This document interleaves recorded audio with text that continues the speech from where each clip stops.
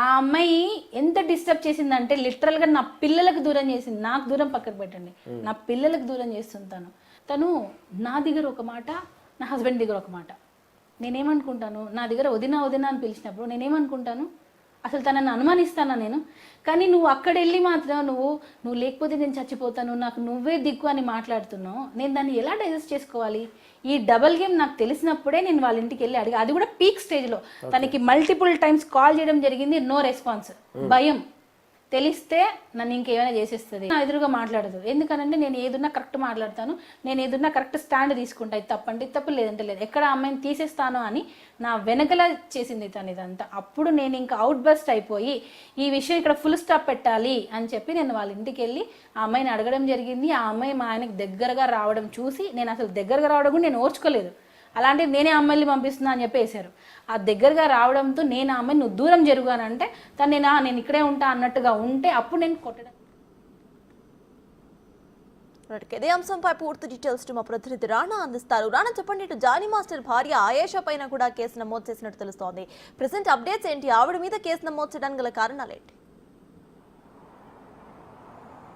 అంటే విక్టిమ్ చాలా స్పష్టంగా తను ఇచ్చినటువంటి స్టేట్మెంట్లో జానీ మాస్టర్ వాళ్ళ వైపు ఇద్దరు నా ఇంటికి వచ్చారు, తలుపు తెరవకపోయినా కూడా వాళ్ళు బలవంతంగా కూడా తలుపు కొట్టారు. కొట్టిన తర్వాత నేను తీసిన తర్వాత లోపలికి వచ్చిన తర్వాత ఒక్కసారిగా కూడా నా పైన దాడి చేసింది.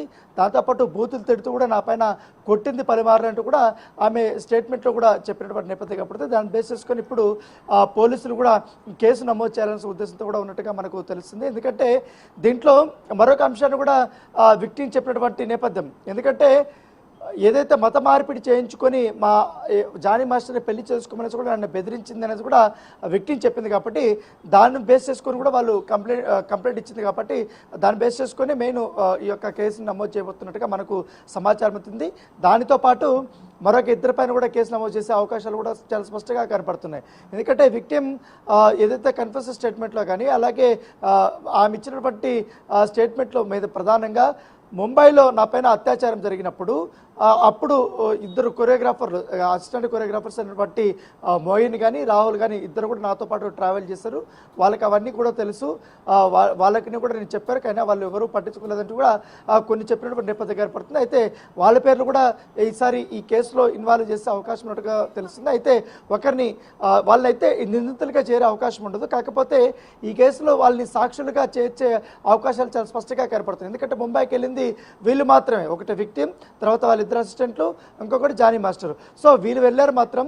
అప్పుడు ఏం జరిగింది ఏంటి, నిజంగానే అక్కడ అఘాయిత్యం జరిగితే వీళ్ళకి వచ్చి విక్టిమ్ చెప్పిందా, లేకపోతే ఎప్పుడు చెప్పింది, నిజమా, లేకపోతే వీళ్ళిద్దరూ ఎలా ఉండేటోళ్ళు అనే దానిపై కూడా పోలీసులు విచారణ అయితే చేపట్టినట్టుగా మనకు సమాచారం. అయితే ఇప్పుడు ఉన్నటువంటి సమాచారం మనకు ఖచ్చితంగా ఆయేషా మీద కేసు నమోదు కాబోతుంది. ఇప్పటికే జానీ మాస్టర్ మీద పలు సెక్షన్స్ కింద నమోదు చేసి ఇప్పుడు ఆయన జైలుకు పంపించారు. ఇవాళ ఆల్రెడీ కస్టడీ పిటిషన్ కూడా వేయబోతున్నారు.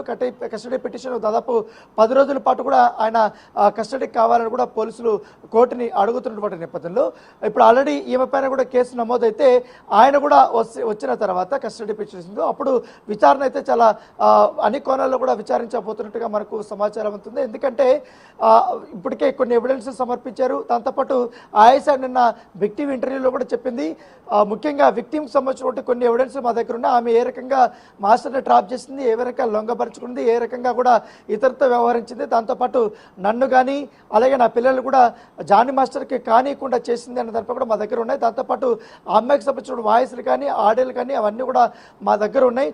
వాళ్ళ అమ్మ కూడా ఏ రకంగా కూడా బిహేవ్ చేసింది అనేది కూడా కొన్ని ఎవిడెన్స్ మేము కూడా సబ్మిట్ చేస్తామంటూ కూడా చెప్పినటువంటి నేపథ్యంలో అన్ని కోణాల్లో కూడా పోలీసులు విచారించబోతున్నారు. సో ఏదైనప్పటికీ రోజుకొక ట్విస్ట్ మీద ట్విస్ట్ వస్తుందని చెప్పుకోవచ్చు. మొన్నేమో పోక్సో కేసు నమోదు చేశారు, నిన్నేమో జానీ మాస్టర్ని అరెస్ట్ చేసి హైదరాబాద్ తీసుకురావడము, ఏకంగా ఆయన జైలుకి పంపించడము, ఇవాళ ఆయేషా మీద కేసు నమోదు చేయడానికి రంగం సిద్ధం చేయడానికి. సో అత్యేక ఆసక్తికరమైనటువంటి పరిణామాలు అయితే ఈ కేసులో జరుగుతున్నటువంటి పరిస్థితి. Right, thank you Rana.